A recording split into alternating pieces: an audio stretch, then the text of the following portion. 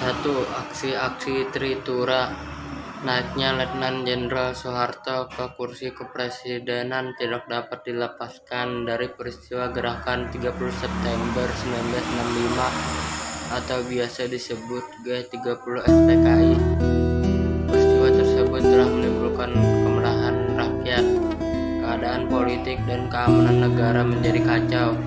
Keadaan perekonomian makin memburuk, di mana inflasi mencapai 600%, sedangkan upaya pemerintah melakukan devaluasi rupiah dan kenaikan menyebabkan timbulnya keresahan masyarakat. Aksi-aksi tuntutan penyelesaian yang seadil-adilnya terhadap pelaku G30 SPKI semakin meningkat.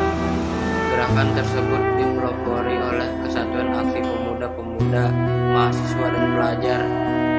Kemudian muncul pula KABI, KASI, KAWI, KAGI, dan lain-lain.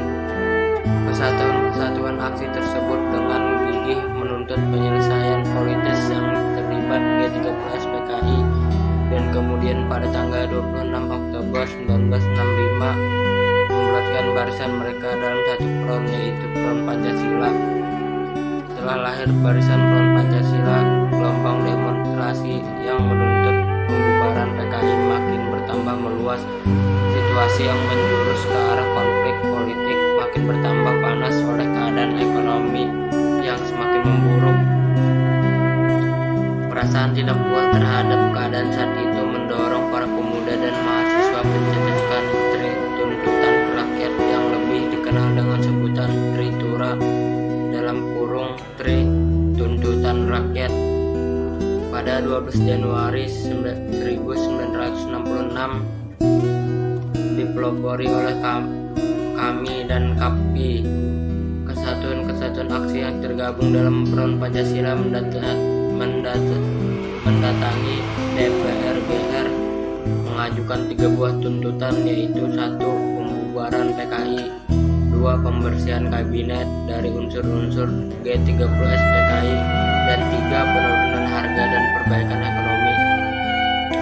Tuntutan rakyat banyak agar Presiden Soekarno membubarkan PKI ternyata tidak dipenuhi. Presiden untuk memenangkan rakyat, Presiden Soekarno mengadakan perubahan kabinet Dwi Kora menjadi kabinet 100 menteri yang ternyata belum juga memuaskan hati rakyat, karena di dalamnya masih bercokol tokoh-tokoh yang terlibat dalam peristiwa G30 SPKI. Pada saat pelantikan kabinet 100 menteri pada tanggal 24 Februari 1966, para mahasiswa, pelajar, dan pemuda memenuhi jalan-jalan menuju Istana Merdeka. Aksi itu dihadang oleh pasukan Cakrawirawa sehingga menyebabkan bentrok antara pasukan Cakrawirawa dengan para demonstran yang menyebabkan gugurnya mahasiswa Universitas Indonesia bernama Arif Rahman Hakim. Sebagai akibat dari aksi itu, keesokan harinya, yaitu pada tanggal 25 Februari 1966, berdasarkan keputusan Panglima Komando Ganyang Malaysia atau dalam kurung Kogam, yaitu Presiden Soekarno sendiri, kami dibubarkan.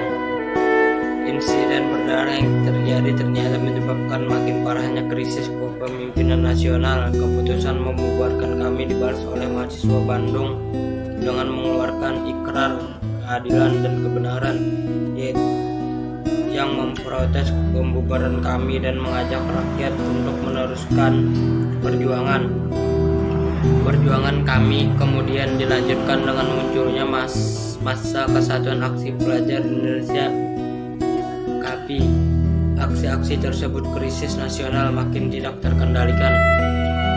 Protes terhadap pembubaran kami juga dilakukan oleh Front Pancasila dan meminta kepada pemerintah agar meninjau kembali pembubaran kami.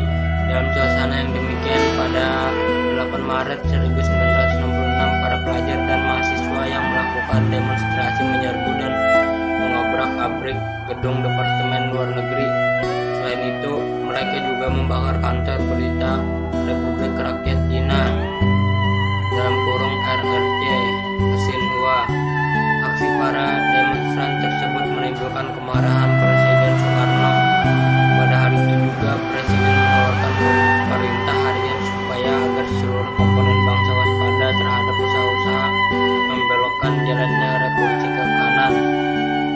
dan supaya siap sedia untuk mengajukan setiap usaha yang langsung maupun tidak langsung bertujuan menongrong kepemimpinan, kewibawaan, atau kebijakan presiden, serta memperhebat penggayangan terhadap ekonomi serta proyek British Malaysia.